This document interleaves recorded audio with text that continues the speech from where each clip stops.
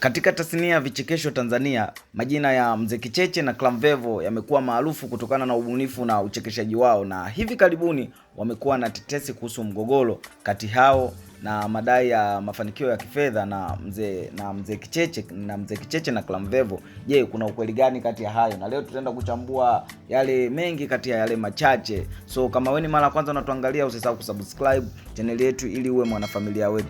Na sehemu ya pili tutaenda kuangalia historia ya ushirikiano wao.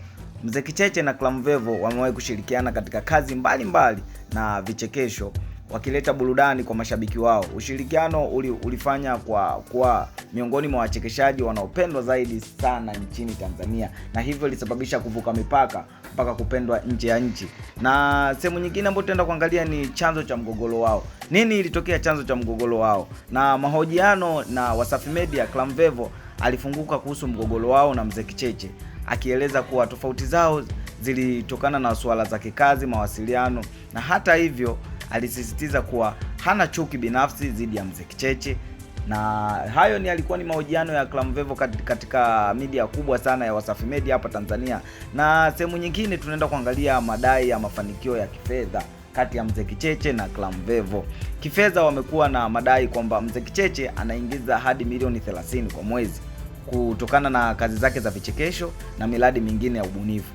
Ingawa hakuna uthibitisho rasmi kiasi hiki, na mafanikio yakionekana kupitia umaarufu na ushirikiano wa vyombo vya habari wa Wasafi Media. Na hata hivyo, licha ya tofauti zao za awali, Clamvevo na Kicheche wameonekana pamoja katika mahojiano ya hivi karibuni, wakieleza kuwa wameamua kuweka tofauti zao kando na kuendelea na kazi zao za sanaa kama zamani.